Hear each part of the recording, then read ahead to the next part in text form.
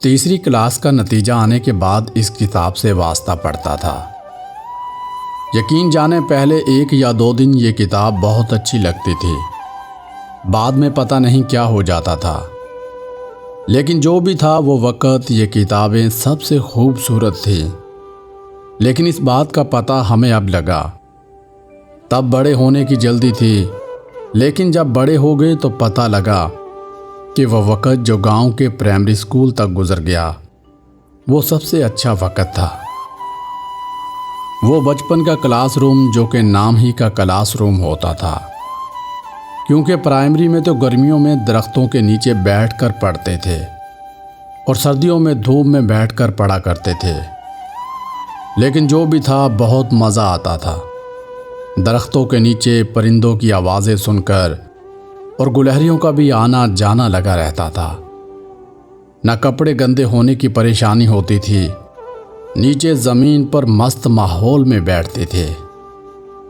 گاچی، تختی، سلیٹ، ان سے کھیلنا، ان پہ لکھنا اور ان کو مٹانے کے لیے اپنا تھوک استعمال کرنا۔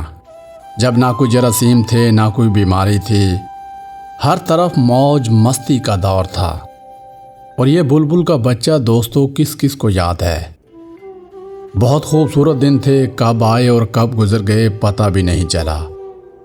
بچپن واپس نہیں آتا، اور خاص طور پر جو بچپن گاؤں میں گزرا ہو اس کی تو کیا ہی بات ہے۔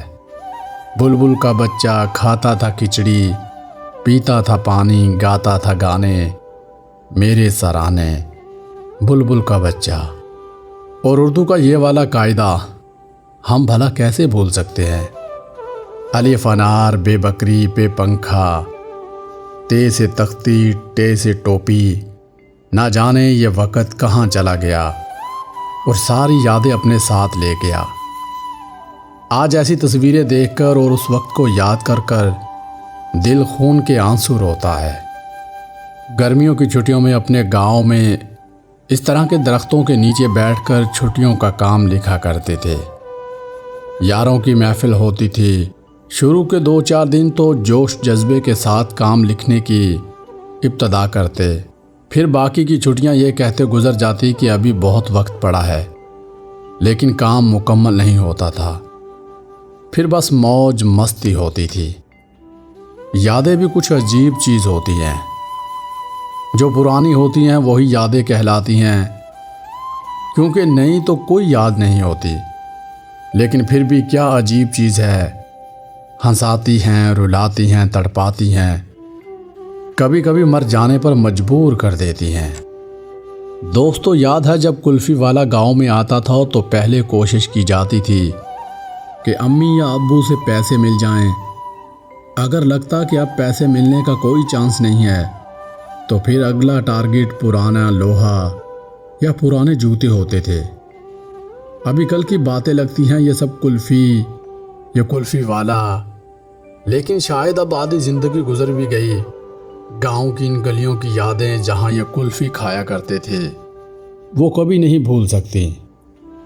اگر آپ کو بھی یہ دن یاد ہے تو نیچے کومنٹس کر کے ضرور بتائیے گا۔ کسی دور میں ہوتا تھا میٹھی میٹھی لڑائی کا، سب بھائی بھائی سے، بہن بہن سے، پنکھے کے آگے والی چارپائی پہ سونے کے لیے لڑتے تھے، لیکن ایک قدر سب گھروں میں مشترکہ ہوتی تھی کہ سب سے آخر والی چارپائی ہمیشہ ماں کی ہوتی تھی، کیونکہ ماں کو ہوا اچھی نہیں لگتی تھی اور اسے پنکھے کی آواز میں نیند نہیں آتی تھی۔ حالانکہ ماں سمیت سبھی جانتے تھے کہ یہ محض ایک بہانہ ہے۔ پھر دور بدل گیا، اب چارپائیوں پر نہیں کمروں پر لڑائیاں ہوتی ہیں، اور پھر مکانوں اور جائیدادوں پر وہاں تک پہنچ جاتے ہیں جہاں سے واپسی ناممکن ہوتی ہے۔ اور وہی ماں جو سب کو اکٹھا کرنے کی خاطر آخر والی چارپائی پر سوتی تھی، اب بے بس کبھی ادھر کبھی ادھر ٹکڑوں میں بانٹ دی جاتی ہے۔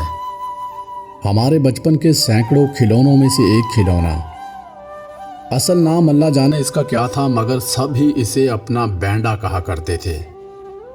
یہ شاید واحد پروڈکٹ تھی جس کو فروخت کرنے والے کو گلی میں آوازیں نہیں لگانا پڑتی تھی۔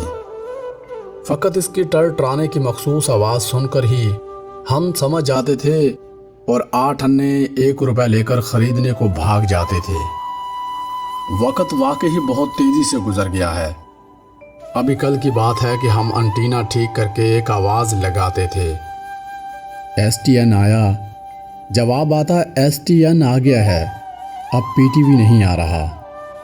اس جملے کی باز گشت میں ہمارا اور آپ کا بچپن گزرا ہے۔ آج نہ ہی وہ انٹینا رہا جس کو سیٹ کرنا ایک کارنامہ ہوتا تھا، اور نہ ہی وہ سکون جو بچپن میں تھا۔ آج نفسا نفسی میں کھو گیا وہ سکون۔ تو کیا کسی نے خوب کہا ہے، سکون کی بات مت کر اے دوست، کہ بچپن والا وہ اتوار اب نہیں آتا۔ دوستو، اگر آپ کو ہماری یہ ویڈیو پسند آئی ہو تو اس ویڈیو کو زیادہ سے زیادہ لائک اور شیئر ضرور کیجیے گا۔ ملتے ہیں نیکسٹ ویڈیو میں، اپنا خیال رکھیے گا۔